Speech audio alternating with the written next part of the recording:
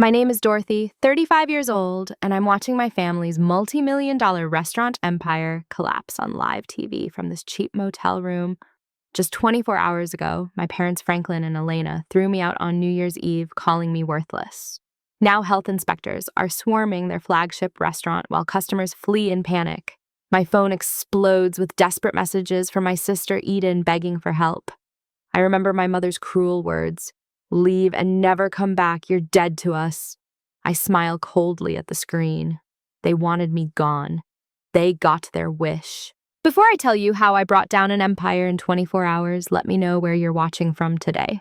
If you've ever been betrayed by family who should have protected you, hit that like button and subscribe, because this story of sweet revenge will show you that sometimes the best response to being thrown away is to take out the trash.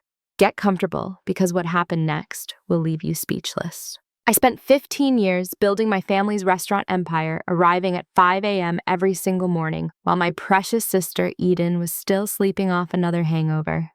My parents Franklin and Elena Rodriguez owned 7 high-end restaurants across the city, and I ran every single one of them while they paraded Eden around as their golden child. Every supplier knew my voice, every employee came to me with problems. Every crisis landed on my desk, but when investors visited, Franklin would put his arm around Eden and declare her the future of our company, while I stood invisible in the corner, holding the files that kept everything running. The Christmas dinner last week was when they finally showed their true colors. Elena clinked her champagne glass, gathering the attention of our extended family, and announced that Eden would inherit the entire business empire. "She has the vision and the class to take us to the next level," my mother said, while Eden smirked at me from across the table. Not a single mention of my name, not a word about who actually managed the operations negotiated with suppliers or saved us from bankruptcy 3 times in the last 5 years. I discovered Eden's theft by accident while reviewing quarterly reports. Over $200,000 had vanished from various accounts, all traced back to transactions Eden authorized. She'd been funding her drug habit and designer shopping sprees with company money so carelessly that she didn't even try to hide it properly. When I brought the evidence to my parents' printed bank statements and forged receipts spread across Franklin's massive oak desk, my father's face turned purple with rage. But not at Eden, at me. "How dare you spy on your sister?" he spat, sweeping the papers onto the floor. "You've always been jealous of her success, but fabricating evidence is a new low even for you." Elena was even crueler, her perfectly manicured nails tapping the desk as she studied me with cold eyes. "We've given you everything, Dorothy. A job, a purpose, a place in this family despite your limitations. And this is how you repay us, by trying to destroy your sister with these lies." I couldn't believe what I was hearing. The evidence was right there, Eden's signature on every fraudulent check security footage of her taking cash from registers, but they refused to see it. Ford Williams, our family lawyer for 20 years, pulled me aside after that meeting. I thought finally someone would listen to reason, but he gripped my arm hard enough to leave bruises and whispered, "Keep your mouth shut for the family's sake. You know what happens to troublemakers in this business." The threat in his voice was clear. I was alone, surrounded by people who would protect Eden no matter what crimes she committed. The New Year's Eve party was their stage for my final humiliation. 200 of the city's elite gathered in our flagship restaurant, champagne flowing like water, everyone dressed in their finest. Franklin called for attention during his toast, and I thought maybe he would finally acknowledge my contributions. Instead, he announced Eden's promotion to CEO and my new role as her assistant. The room erupted in applause while I stood, frozen champagne glass trembling in my hand. But they weren't done. Elena took the microphone, next to her voice syrupy sweet, as she shared a funny family story about how I used to follow Eden around as children, always trying to imitate her natural grace and failing adorably. The crowd laughed politely while my cheeks burned. Then came Eden's turn. She swayed slightly, clearly drunk already, and thanked her parents for protecting the family legacy from those who would drag us down. Her eyes locked with mine, as she said it, a cruel smile playing on her lips. The final blow came in Franklin's office after the party. My parents sat behind his desk like judges while Eden lounged on the leather couch, still sipping champagne.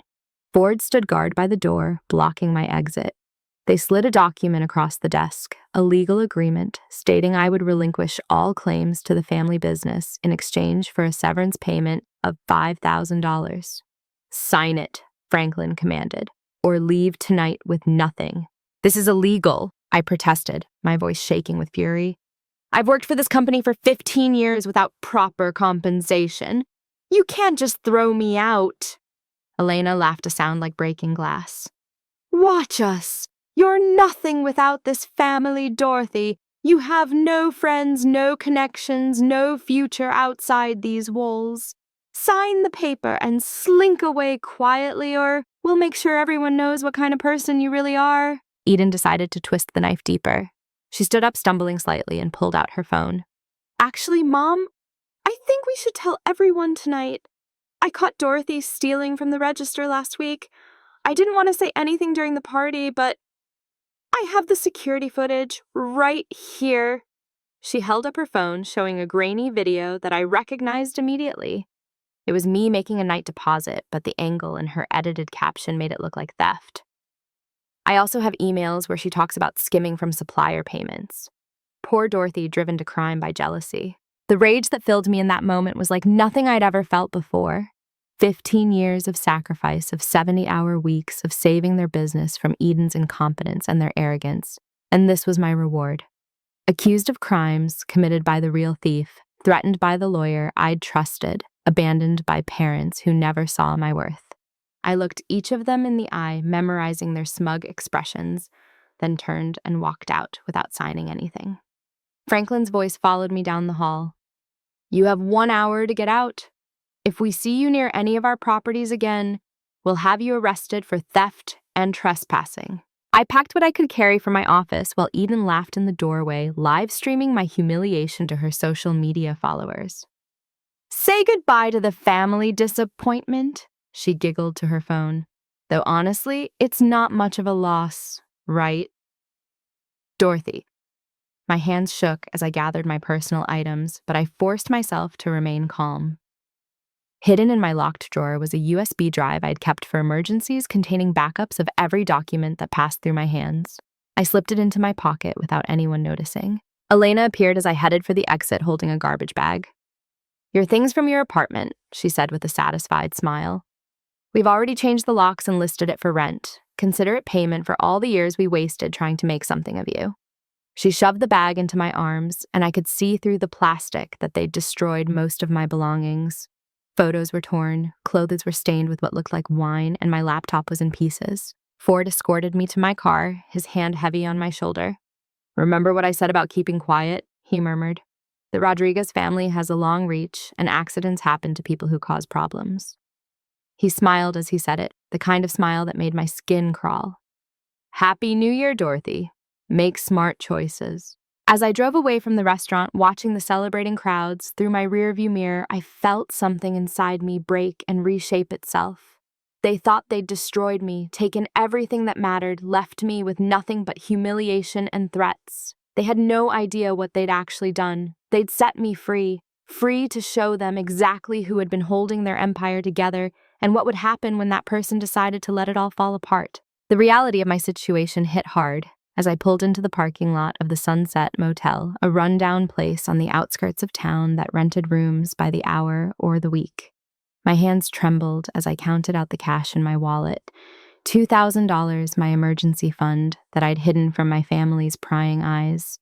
The night clerk, a weathered woman with kind eyes, took pity on me when she saw my garbage bag of destroyed belongings and gave me a weekly rate. "Rough night, honey?" she asked gently.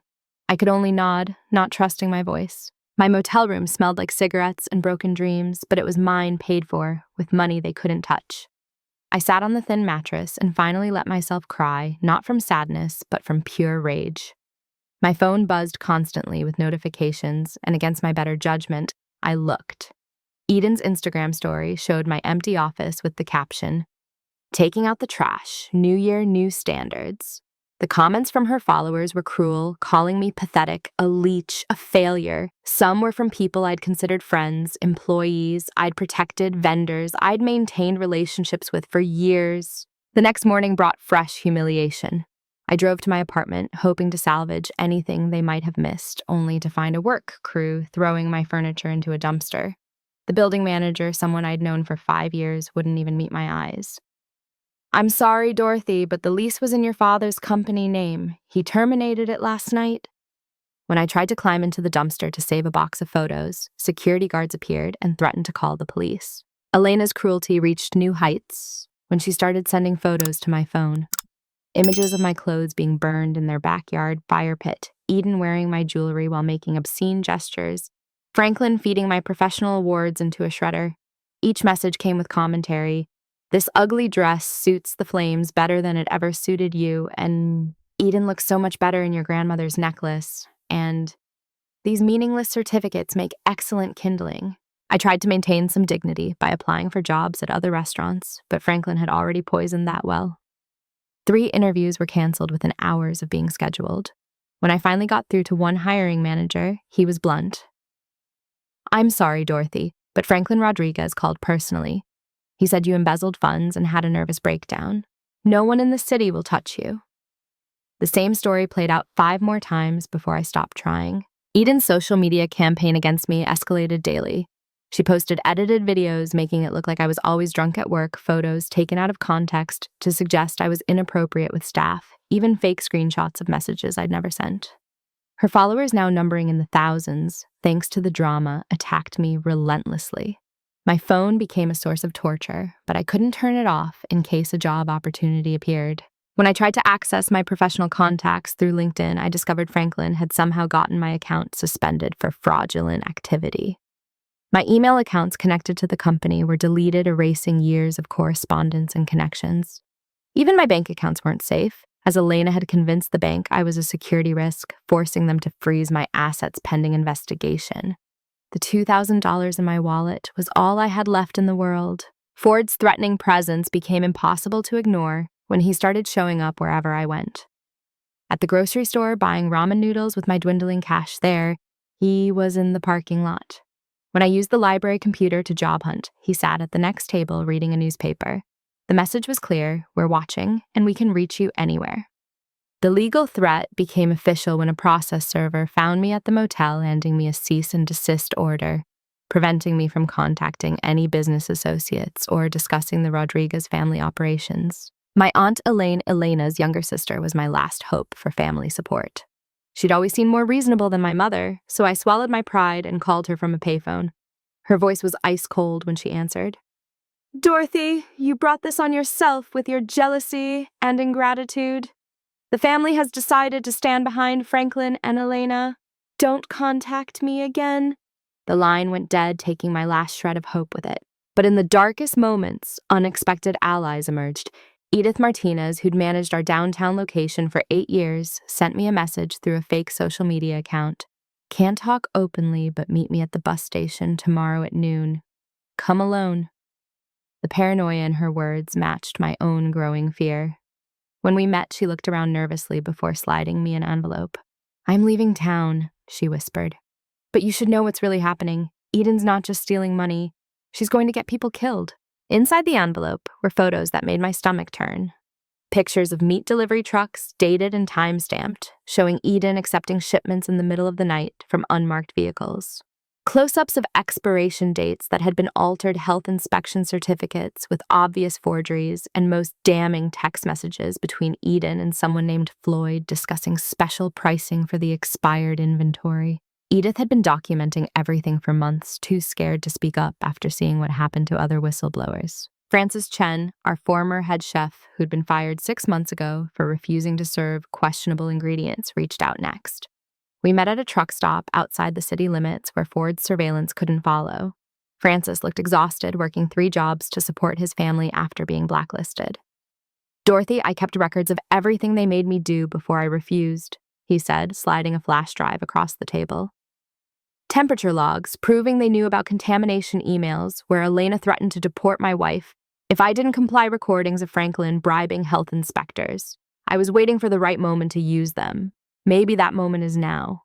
The scope of my family's corruption became clearer with each revelation. They weren't just bad business owners playing favorites with a spoiled daughter. They were criminals endangering public health for profit, destroying anyone who challenged them and building their empire on threats and lies. For 15 years, I'd been their shield fixing problems before they escalated, managing away their worst impulses, protecting employees and customers from their greed. Without me, they were exposed, but they were too arrogant to realize it. Floyd Garrison turned out to be more than just a shady supplier. According to Francis's documents, he was connected to organized crime, using restaurant deliveries to move more than just expired meat. Eden hadn't just been buying cheap ingredients. She'd turned the family business into a front for drug distribution. The health violations were just the tip of a much darker iceberg, and my sister was in so deep she couldn't see the danger she'd brought to their door. My former employees risked everything to help me understand the full picture. A bartender named Miguel sent evidence of Eden dealing drugs directly to customers in VIP rooms. A line cook provided photos of rats in the dry storage areas that Eden had ordered him to ignore. The morning shift manager leaked schedules showing Eden was paying undocumented workers below minimum wage and threatening them with deportation if they complained. Each piece of evidence painted a picture of an empire rotting from within, held up only by my management and now collapsing under its own corruption. The cruelest blow came when I discovered they'd been planning my exile for months. In the documents Francis provided, I found emails between my parents from 6 months ago discussing the Dorothy problem. They knew Eden was stealing, knew about the health violations, knew about the drugs, but they needed someone to blame when it all came crashing down. I was their designated scapegoat, kept around just long enough to take the fall for their crimes. Franklin had even forged my signature on incriminating documents, creating a paper trail that led directly to me. Loan applications I'd never seen, vendor contracts with criminal organizations, health waivers that violated every regulation, all bearing perfect copies of my signature.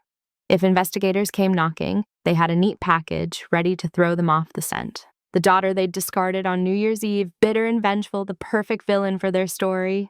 As I sat in my motel room that night, surrounded by evidence of their betrayal and corruption, I felt the last of my old self die. Dorothy Rodriguez, dutiful daughter and loyal employee, was gone. In her place sat someone harder, smarter, and infinitely more dangerous. They'd created their own destroyer, teaching me through cruelty that family meant nothing. Loyalty was weakness and power came from information wisely deployed. My phone buzzed with another taunting message from Eden, a video of her spraying champagne in my former office while our parents applauded. "Missing your old life, loser," the caption read. I smiled a real smile for the first time since New Year's Eve. She had no idea that her old life, all of their old lives, had less than 24 hours left. The empire they'd built on my back and sustained through crime was about to face a reckoning, and I would orchestrate every note of its downfall symphony from this dingy motel room. The safety deposit box at First National Bank had been my secret for 3 years, paid for with cash and registered under my middle name. Even my family's extensive reach couldn't touch what they didn't know existed. At 3 a.m., I sat on my motel room floor, surrounded by the contents of that box evidence I'd gathered as an insurance policy without ever really believing I'd need it. Now it would become their destruction. The backup drives contained everything that had passed through my hands in 15 years of managing their empire. Every email, every financial record, every contract and communication meticulously organized and cross-referenced. I'd started keeping copies after Eden's first major theft 3 years ago, sensing that someday I'd need proof of what really happened behind the Rodriguez family's glamorous facade. What I hadn't expected was how damning the full picture would be when assembled properly. Francis's contributions made the puzzle complete. His flash drive contained recordings made with his phone during management meetings where Franklin explicitly ordered him to serve meat he knew was contaminated. In one recording, Elena's voice was crystal clear. "I don't care if it's 3 weeks past expiration. Season it heavily and serve it. These idiots pay premium prices for presentation, not quality." Franklin could be heard laughing in the background, joking about what customers don't know won't hurt them until it does. The most shocking discovery was Eden's side business. Cross-referencing financial records with delivery schedules revealed a pattern invisible unless you were looking for it. Every Thursday night, Floyd's trucks would make unscheduled stops at 3 of our restaurants. The official logs showed standard meat deliveries, but the security footage I'd quietly copied showed different packages being unloaded, packages that went straight to locked storage rooms only Eden could access. The amounts of cash deposits on Friday mornings corresponded exactly to street values for various drugs. My trembling fingers sorted through email chains between Floyd and Eden, their arrogance making them careless with digital communication. Eden actually used her company email to coordinate drug shipments, believing herself untouchable. Need 3 keys of white and 2 of green for the weekend rush. One message read. Floyd's responses included price lists, purity percentages, and complaints about competition. They'd turned our family restaurants into distribution centers for cocaine and high-grade marijuana, using our legitimate deliveries as cover. The health violations documented by my former staff were horrifying in their scope. Photos showed mouse drop-ins in flour bins, cockroaches in the salad preparation areas, mold growing on supposedly fresh vegetables. Temperature logs proved that walk-in coolers had been broken for months, with Eden ordering staff to simply keep the doors closed so customers don't notice the smell. Francis had documented 17 cases of severe food poisoning that were quietly settled with cash payments and threats. But the financial crimes might be what truly destroyed them. Franklin had been evading taxes for over a decade, maintaining 2 complete sets of books that I'd faithfully backed up, thinking they were legitimate parallel accounting for different purposes. The real books showed income 3 times what they reported to the IRS, with elaborate schemes to hide profits through shell companies and offshore accounts. Elena's personal shopping sprees, charged as business expenses, totaled over $2 million in the last 5 years alone. The bribes were documented too, though Franklin probably didn't realize. His own security cameras had captured him, handing envelopes full of cash to health inspectors in his office. Inspector Marcus Webb appeared in 12 different videos over 3 years each time, leaving with thicker envelopes as violations grew worse. The audio wasn't clear, but their body language told the story, especially when Marcus was caught on camera stamping approval forms without even looking at them. Edith had provided her own evidence of Eden's treatment of employees, particularly young women. 8 different employees had filed complaints about Eden's inappropriate behavior, including groping sexual comments and threats when advances were rejected. Each complaint had been buried, the women paid off, or threatened into silence. One girl, barely 18, had recorded Eden cornering her in the wine cellar, making graphic propositions while blocking the exit. The terror in her voice as she repeatedly said, "Please let me go," made my stomach turn. Ford Williams, our trusted family lawyer, appeared throughout the evidence in the worst possible light. Not only had he helped cover up crimes, he'd actively participated in threatening witnesses and falsifying documents. His legal letterhead appeared on forged health certificates, backdated contracts, and intimidating letters to former employees. In one email to Franklin, he joked about making problems disappear like magic with a winking emoji. His law license wouldn't survive what I could prove about his activities. The forged documents with my signature were extensive and sophisticated. Someone, probably Ford, had used high-quality scanning technology to create a perfect digital copy of my signature, then applied it to dozens of incriminating documents. Authorizations for substandard suppliers, approval for health code violations, even applications for loans from questionable sources. They'd created a comprehensive trail of evidence pointing to me as the architect of every crime, ready to sacrifice me the moment law enforcement came calling. As dawn broke through the motel's thin curtains, I had everything organized into categories: health violations, drug trafficking, financial crimes, employee abuse, and criminal conspiracy. Each folder contained enough evidence to trigger major investigations, but together they painted a picture of systematic criminality that would bring down not just the restaurants, but everyone involved. The Rodriguez empire was built on crimes that would result in decades of prison time when properly exposed. My phone buzzed with another message from Elena, a photo of my diplomas being shredded with the caption, "Worthless paper for a worthless person." I smiled grimly, saving the message to add to the evidence of harassment. Every cruel text, every threatening encounter with Ford, every public humiliation had been documented. They'd provided evidence of their own vindictive natures, proof that would support my narrative when the time came to explain why I'd finally fought back. The plan formed in my mind as I created encrypted copies of everything. This couldn't be a simple report to authorities that might be intercepted or buried through their connections. It had to be a coordinated strike hitting multiple agencies simultaneously, with media involvement to ensure public pressure. The timing would be crucial too, maximizing impact while protecting innocent employees who were just trying to survive under a corrupt regime. I thought about the kitchen staff who worked doubles to feed their families, the servers putting themselves through school, the managers trying to run clean operations despite pressure from above. They didn't deserve to be collateral damage in my war against the Rodriguez family. Whatever I did had to separate the innocent from the guilty, protect the vulnerable, while destroying those who'd profited from exploitation and crime. The irony wasn't lost on me that my family's paranoid surveillance systems had provided much of the evidence against them. Every camera they'd installed to watch employees stealing had instead recorded their own crimes. Every email system I'd maintained and backed up contained their confessions. Every financial record I'd kept meticulously organized revealed their fraud. They'd handed me the weapons of their own destruction, too arrogant to imagine I'd ever use them. As the sun rose higher, I made a decision. In 24 hours, at exactly midnight, on New Year's Day, I would release everything. It would give me time to warn the innocent, prepare the evidence properly, and ensure maximum impact.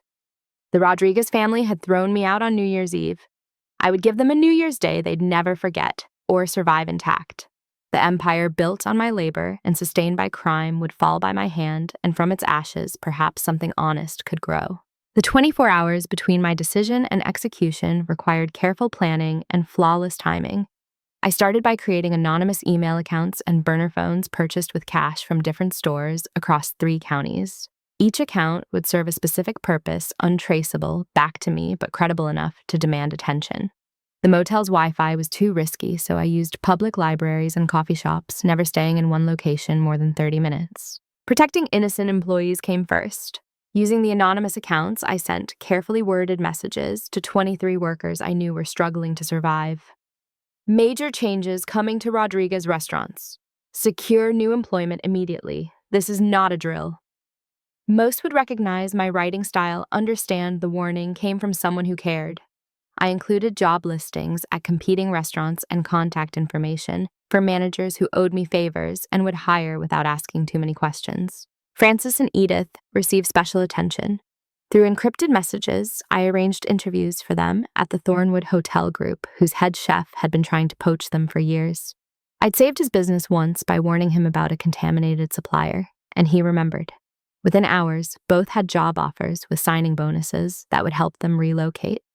Other loyal employees received similar assistance, a network of opportunities I'd cultivated finally serving its purpose. The evidence required strategic packaging for different agencies.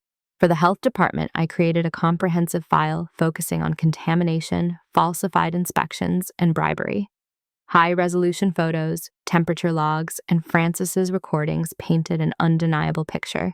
I cross-referenced everything with reported illness dates, creating a timeline showing how their negligence had harmed hundreds of customers over the years. The package would arrive at 5 different offices, simultaneously preventing any single corrupt official from burying it. The IRS package was a masterwork of forensic accounting.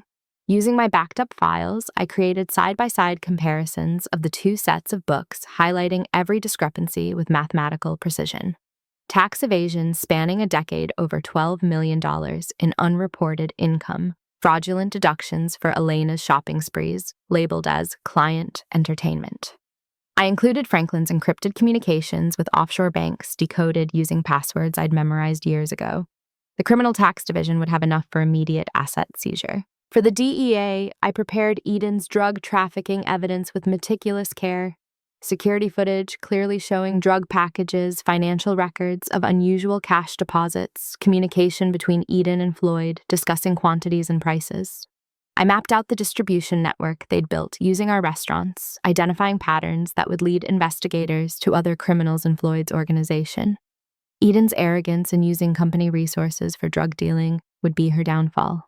The FBI would receive the complete package showing how all the crimes interconnected into a pattern of organized criminal enterprise. Racketeering, money laundering, conspiracy to defraud the government. Bribing public officials, the list ran to 16 pages of potential federal charges. I highlighted Ford Williams' role as the corrupt lawyer facilitating everything, ensuring he couldn't escape by claiming attorney-client privilege when he was an active participant in crimes. Media involvement required a different approach.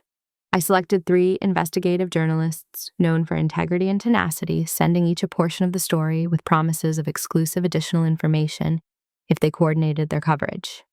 Margaret Chen at the Tribune would get the health violations and public safety angle. Robert Barnes at Channel 7 would receive the employee abuse and exploitation evidence. Sarah Patterson at the Daily Herald would focus on financial crimes and corruption.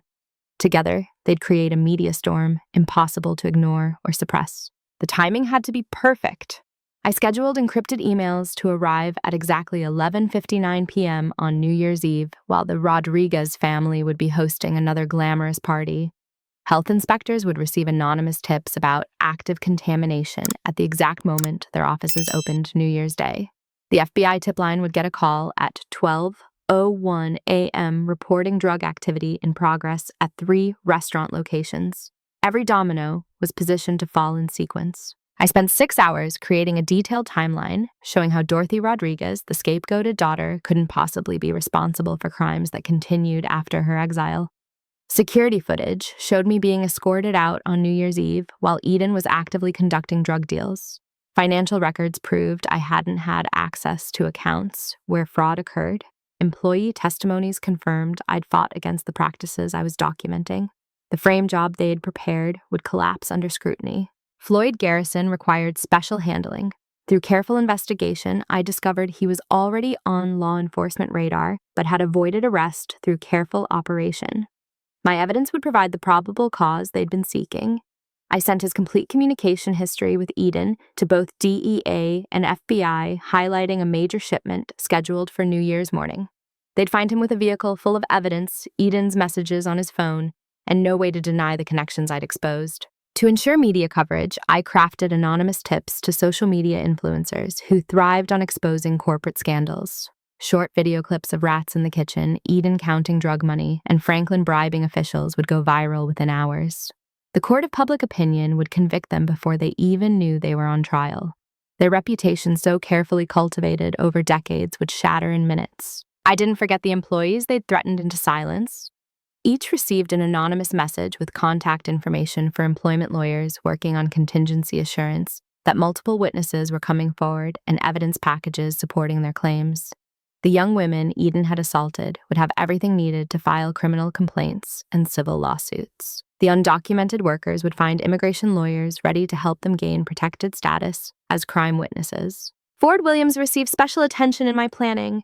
His bar association would receive detailed evidence of ethics violations, criminal conspiracy, and malpractice. Every threatening letter he'd sent, every document he'd falsified, every crime he'd covered up was documented and indexed.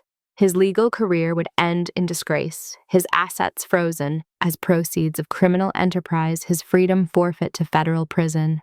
The man who'd threatened me would learn what real consequences looked like. As evening approached on New Year's Eve, I made final preparations.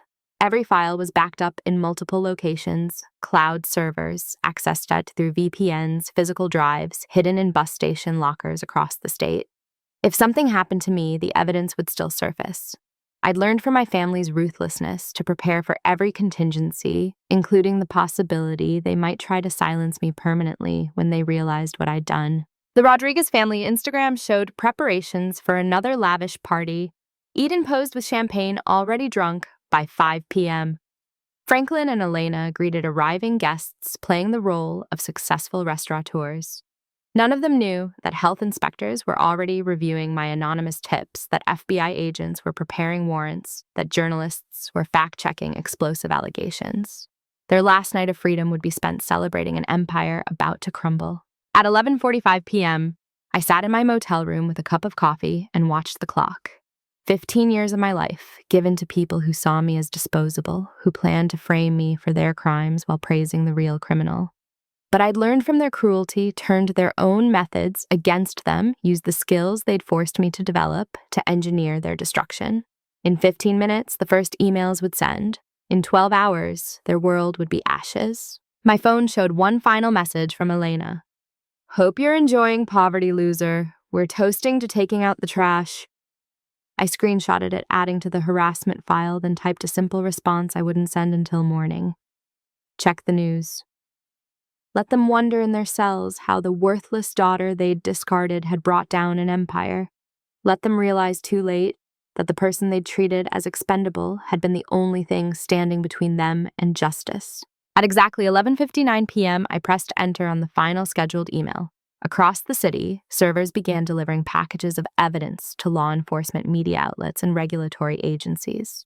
The Rodriguez empire, built on my back and sustained by crime, had less than 8 hours left. I raised my coffee cup in a mock toast to the family who taught me through cruelty that sometimes the only way to stop evil is to destroy it completely. Happy New Year indeed. New Year's Day dawned crisp and clear, perfect weather for watching an empire fall. I stationed myself at the diner across from their flagship restaurant, nursing black coffee, while local news played on the mounted television. At 9:15 a.m., the first health department vehicles arrived, followed immediately by news vans. Margaret Chen was already on scene, her cameraman capturing inspectors in hazmat suits entering through the main entrance, while brunching customers fled in confusion. The live broadcast was better than anything I could have imagined. Health inspectors emerged within minutes, carrying sealed bags of evidence and posting bright red closure notices on every door. Customers abandoned half-eaten meals, some covering their mouths in disgust, as inspectors in full protective gear wheeled out carts of contaminated food. Margaret's reporting was precise and devastating. We're receiving reports of severe health code violations, including rodent infestation, contaminated meat, and potentially deadly storage conditions. Eden arrived 20 minutes later, stumbling from her Porsche, still wearing last night's party dress, mascara smeared down her cheeks. The cameras caught every moment as she tried to tear down the closure notices, screaming at inspectors that they had no right. When one calmly explained they'd found rats nesting in the flour storage and meat that tested positive for dangerous bacteria, she made the fatal mistake of shoving him. 2 police officers immediately restrained her as she shrieked about lawsuits and connections. Channel 7 had positioned themselves at the Rodriguez estate, where FBI agents were executing search warrants. Robert Barnes reported live as agents carried out boxes of documents, computers, and evidence bags. Franklin emerged in his bathrobe, Elena clutching his arm, both looking confused and terrified. They'd clearly been awakened by federal agents, their New Year's celebration turning into a nightmare. Franklin's attempt at blustery threats died when agents presented warrants for financial records and arrest warrants for both him and Elena. The coordinated raids were happening simultaneously across all 7 restaurants. Each location had its own drama unfolding, loyal employees crying as they realized their workplace were crime scenes. News crews capturing health inspectors, discovering horror after horror. At the downtown location, inspectors found the walk-in cooler Floyd had used for drug storage, still containing packages of what field tested as cocaine and methamphetamine. The DEA arrived within minutes, expanding the investigation beyond just health violations. Social media exploded as the anonymous videos I'd leaked went viral. Eden counting cash in the office while weighing white powder. Franklin handing an envelope to a health inspector who pocketed it without looking inside. Rats running across prep surfaces in the kitchen. Each video was tagged with the restaurant locations and hashtags that quickly began trending. Food bloggers who'd praised Rodriguez restaurants posted horrified retractions, some sharing their own stories of getting sick after dining there. By noon, Eden's arrest became the lead story when she assaulted a female inspector who tried to stop her from entering the contaminated kitchen. The cameras captured everything in high definition, Eden throwing punches, screaming obscenities, having to be tackled by 3 officers. As they dragged her to a patrol car, she spotted a familiar face in the crowd of former employees and screamed, "This is Dorothy's doing, she's setting me up, find my sister." The reporters immediately began asking who Dorothy was and why she wasn't present. Floyd Garrison's arrest happened exactly as I'd planned. Acting on the anonymous tip, DEA agents intercepted his delivery truck 3 blocks from the downtown restaurant. Inside, they found 200 pounds of various drugs packaged for distribution, along with his phone containing hundreds of incriminating messages with Eden. His attempt to claim ignorance fell apart when agents showed him Eden's text from the previous night, confirming the delivery schedule. By trying to flip on the Rodriguez family immediately, he confirmed every detail of their drug operation. Franklin's empire began collapsing faster than even I had anticipated. The IRS arrived at his office with asset seizure orders, freezing every bank account and placing liens on all properties. His financial manager, discovering the investigation, immediately agreed to cooperate in exchange for immunity, providing agents with passwords to encrypted files that revealed the full scope of tax evasion. $12 million in hidden income was just the beginning. They'd laundered over $30 million through shell companies over the past decade. Elena's breakdown was captured live when Child Services arrived to investigate reports of Eden dealing drugs in restaurants where families dined. The elegant woman who'd burned my belongings while laughing transformed into a shrieking mess, alternating between threats and tears. She made the mistake of mentioning their good friend, Judge Morrison, which prompted immediate expansion of the corruption investigation. Every name she dropped in desperation added another target for federal investigators. Sarah Patterson's financial crimes exposé aired during the evening news, featuring forensic accountants explaining the dual bookkeeping system in terms viewers could understand. The scope of the fraud shocked even seasoned investigators. Not only had they evaded taxes, they'd defrauded investors by showing false profits, taken out loans based on inflated valuations, and embezzled from their own companies. The restaurant empire was built entirely on lies, sustained by crime, and leveraged beyond any possibility of survival. Ford Williams learned about the investigation when FBI agents appeared at his law office with boxes for evidence collection. His secretary later reported he'd turned ghost white, immediately demanding a lawyer before remembering he was one himself. The State Bar Association had already received the ethics complaints and evidence of his crimes, announcing an immediate suspension pending investigation. His attempts to claim attorney-client privilege were rejected, given evidence of his active participation in criminal conspiracy. By evening, the Rodriguez restaurant empire was effectively dead. All 7 locations were closed indefinitely, their assets frozen, their reputation destroyed beyond repair. Former employees gave interviews about the toxic work environment, the threats they'd endured, the health hazards they had been forced to ignore. Several mentioned a manager named Dorothy who'd tried to protect them, who'd fought against the practices being exposed, who'd mysteriously disappeared on New Year's Eve.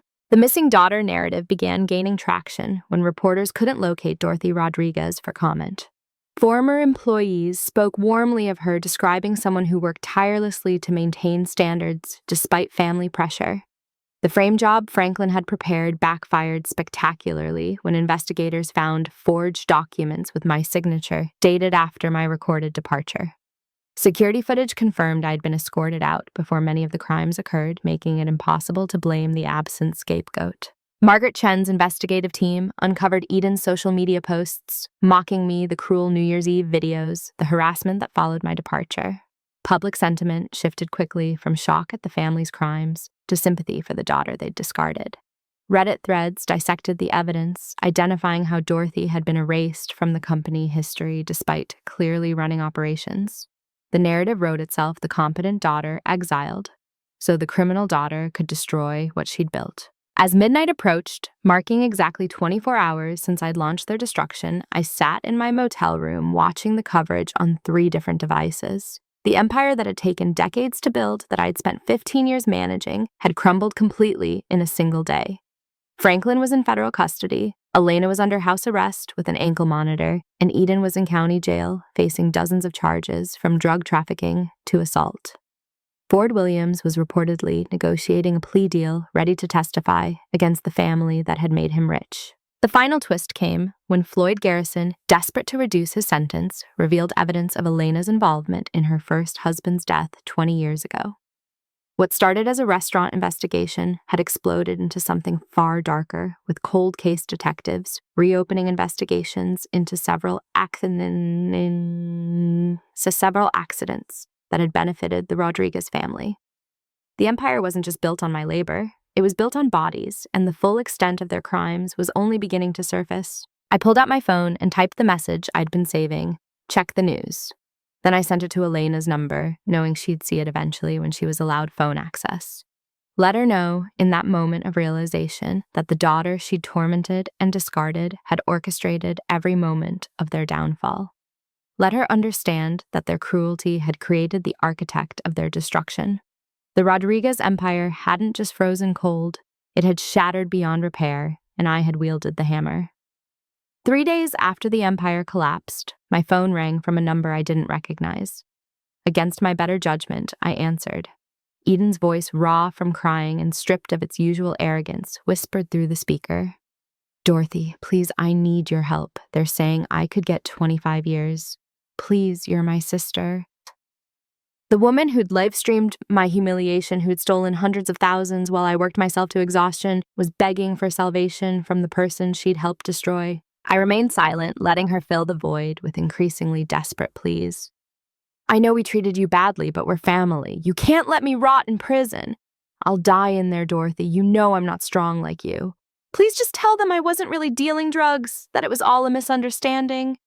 You were there. You can lie for me just this once. The audacity of asking me to perjure myself for her almost made me laugh, but I maintained my cold silence. Elena called next from her monitored house arrest line, cycling through manipulation tactics with the skill of a practiced narcissist. First came tears. My baby girl is in jail, Dorothy. How can you do this to your own sister? Then anger. You've destroyed everything we built. You're a monster. Then bargaining. Come home and fix this mess. We'll make you full partner, give you everything we should have before. Finally, threats. If Eden goes to prison, if we lose everything, I'll make sure you pay for this betrayal. Franklin's call from federal detention was the most pathetic. The man who'd ruled through intimidation was broken, his voice shaking as he finally admitted the truth. I'd always known. You ran everything, didn't you? The restaurants couldn't function a day without you. I see that now. Dorothy, please. I'm 70 years old. I can't die in prison. Help us, and I'll sign everything over to you. Every property, every asset that's not frozen, it's all yours. Just make this stop. I listened to each call without speaking, documenting their admissions for potential future use. Their desperation was a symphony I'd composed with careful planning, each note of anguish, a response to years of cruelty. But the calls were just the beginning. As news of their attempts to reach me spread, the entire network of enablers and co-conspirators emerged from the shadows, each trying to save themselves by appealing to the woman they'd helped torment. Ford Williams, out on bail and facing disbarment, showed up at the motel. The desk clerk, now familiar with my situation, called my room to warn me. I watched from my window as he paced the parking lot, phone pressed to his ear, leaving message after message. Dorothy, we were friends once. You know, I was just doing my job. I have children, a wife. Please don't let them suffer for Franklin's mistakes. Call me back. We can work something out. The man who'd threatened me with accidents now begged for mercy. Aunt Elaine's reversal was particularly satisfying. The woman who told me I'd brought everything on myself now called crying, begging me to save the family reputation. Dorothy, darling, I was wrong. Elena pressured me to cut you off, but I never meant it. You were always like a daughter to me. Please talk to the prosecutors. Tell them your father is sick. That prison would kill him. Think of the family name, our standing in the community. You can't let us be destroyed like this. The extended Rodriguez clan emerged like roaches when lights turned on. Cousins who hadn't spoken to me in years suddenly remembered how close we'd been. Family friends who'd watched my parents humiliate me at countless events now reached out with sympathy and suggestions. Each message carried the same subtext. Save them, protect the family. Don't let outsiders see our shame. The family that had cast me out now wanted me to be their shield against consequences. Eden's pregnancy revelation came during her 5th call from jail. Dorothy, I'm pregnant. 3 months. You can't let a baby be born in prison. What kind of aunt would do that? The father is some dealer who's already in federal prison. This baby will have no one if you don't help me. Please think of your nephew or niece. Don't punish an innocent child for my mistakes. Her tears sounded real this time, but I'd learned not to trust anything from her lips. Former employees who'd participated in the corruption began reaching out, terrified of guilt by association.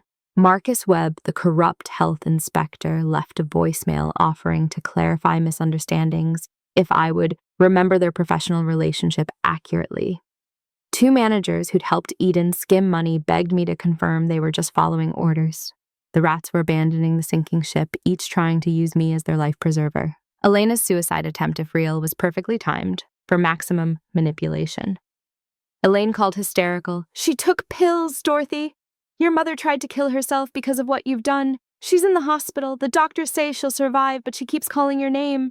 Please come see her. Let her apologize. Don't let her die thinking you hate her.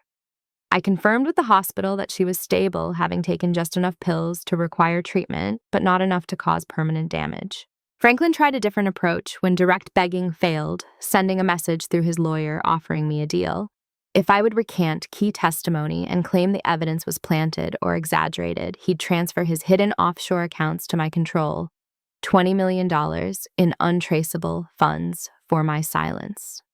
The fact that he still had hidden millions while claiming poverty to the court was useful information I forwarded to prosecutors, adding years to his potential sentence. Eden's drug associates added a darker element to the pressure campaign. Anonymous calls threatened consequences if I didn't fix the situation for their partner. One gravelly voice promised I'd disappear like Jimmy Hoffa if Eden testified about their organization. I recorded every threat, building a case that would put Eden in protective custody, but also ensure she couldn't receive reduced sentences for cooperation. Let her fellow criminals keep her honest from inside prison walls. But the most pathetic display came when Eden called from the jail hospital wing, having been beaten by inmates who discovered she'd been selling drugs to their children. Her voice was barely a whisper through broken teeth. "They hurt me so bad, Dorothy, I can't survive in here. You were right about everything. I'm sorry for all of it. The stealing, the parties, the way I treated you. Just please get me out before they kill me. I'll do anything. I'll confess to everything if you'll just help me get minimum security." Franklin's health mysteriously deteriorated once he realized I wouldn't save him. His lawyer sent medical reports about chest pains, anxiety attacks, and depression, suggesting that prison was cruel and unusual punishment for an elderly man.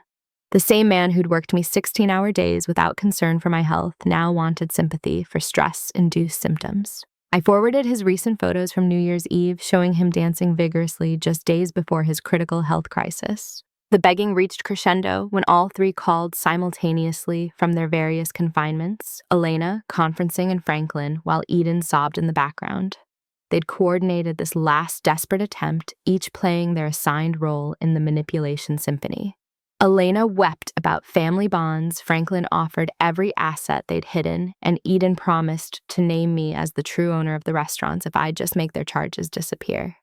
The family that had acted separately to destroy me now united in their desperation for salvation. I listened to their performance for exactly 3 minutes, then spoke my only words to them.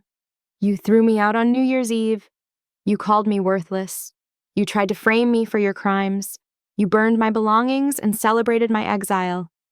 Now you want the worthless daughter to save you? No. You wanted me gone. You got your wish. Enjoy the consequences of your choices." Then I hung up and blocked all their numbers, finally free from their toxic voices. The aftermath of my refusal was swift. Eden pleaded guilty to multiple felonies in exchange for 15 years instead of 25. Franklin received 12 years for tax evasion and racketeering. Elena got 8 years for conspiracy and money laundering. Ford Williams was disbarred and sentenced to 7 years for his role in the criminal enterprise. The Rodriguez restaurant empire was liquidated to pay fines and settlements, leaving nothing but debt and disgrace. 6 months after the collapse of the Rodriguez empire, I stood in front of my own restaurant, watching Francis adjust the grand opening banner while Edith directed the flower delivery. Sanctuary Kitchen was painted in elegant script above doors that would open in 1 hour to a fully booked evening. Every table was reserved by former Rodriguez employees, local food critics, and new supporters who'd followed our story through the aftermath of the scandal. The journey from that motel room to this moment had been challenging, but redemptive. Using my documented experience and reputation among industry professionals who knew the truth, I'd secured a small business loan. Francis brought 2 investors who'd been waiting for him to go independent. Edith convinced several suppliers to extend credit based on her relationships. Together, we'd built something new from the ashes of corruption, a restaurant based on integrity instead of exploitation. Our team consisted entirely of people the Rodriguez family had betrayed or discarded. Miguel, the bartender, who'd risked everything to expose Eden's drug dealing, now ran our bar program. The line cooks, who'd been forced to work with contaminated ingredients, now had a kitchen meeting the highest safety standards. The servers Eden had harassed and assaulted worked in an environment where respect was non-negotiable. Every person wearing our uniform had chosen hope over bitterness. The media coverage of our opening was extensive, but fair. Margaret Chen interviewed me about building something positive from trauma, focusing on the future rather than dwelling on the past. Robert Barnes featured our worker-owned cooperative model where employees shared profits and had voices in decisions. Sarah Patterson wrote about our supplier relationships, highlighting how we'd partnered with local farms and ethical distributors. The narrative had shifted from destruction to construction. I'd visited Franklin once in federal prison, not from forgiveness, but for closure. He sat across from me in orange jumpsuit, looking decades older than his years. For the first time in my life, he spoke to me without arrogance or manipulation. I destroyed everything good we had because I couldn't see who really held us together, he said quietly. Eden was flashy and told us what we wanted to hear. You just quietly did the work. I'm sorry, Dorothy. I know it's too late, but I'm sorry. Elena never apologized, maintaining her victim narrative through every appeal and interview. From her cell, she wrote letters to anyone who'd listen, claiming I'd orchestrated everything out of jealousy. The woman who'd burned my belongings while laughing couldn't accept that consequences came from choices not from the daughter she'd discarded. Her inability to show remorse added years to her sentence as judges read her unrepentant statements to the court. Eden gave birth in prison to a daughter she named Hope. The baby was placed with foster parents who brought her to visit twice a month. Watching Eden try to parent through prison glass was perhaps the saddest consequence of her choices. She'd written me several letters, begging me to take custody, but I'd established boundaries that protected my new life from old poison. The baby deserved better than being a pawn in manipulation games. Our restaurant's success was immediate and sustained. Food critics praised Francis's innovative menu using only verified suppliers. Customers appreciated Edith's management style that made every guest feel valued. The staff's genuine warmth came from working in an environment where they were respected and fairly compensated. We turned a profit in the third month, something the Rodriguez empire, with all its corruption, had struggled to achieve legitimately. I established a foundation for restaurant workers facing exploitation or abuse. Using the extensive documentation I'd compiled, we helped dozens of employees escape toxic situations similar to what we'd endured. The foundation provided legal assistance, job placement, and emergency funds for those who'd been threatened into silence. Every person we helped was another step away from the cruelty that had defined the Rodriguez way of doing business. 1 year after opening Sanctuary Kitchen was featured in National Restaurant Magazine as a model for ethical success in a challenging industry. The article mentioned the Rodriguez scandal, only briefly focusing instead on how we'd built something sustainable through treating people with dignity.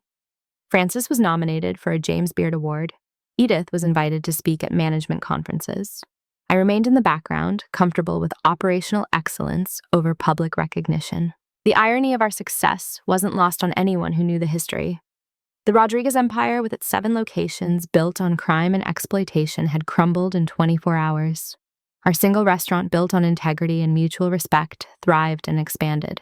We opened a second location on the anniversary of my exile, staffed entirely by people who'd been failed by their previous employers. The pattern repeated: treat the people well, serve quality food, operate honestly, and the success followed. New Year's Eve arrived again exactly 2 years after the night my parents threw me out.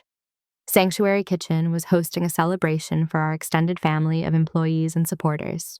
As midnight approached, I stood in my office looking at the photo I kept as a reminder of me at 5 a.m. in the Rodriguez kitchen, exhausted and unappreciated, working myself to death for people who saw no value in my dedication. Francis knocked and entered with 2 champagne glasses. "The team wants you to give the toast," he said, smiling at my reluctance. "You saved all of us, Dorothy. Let us thank you properly."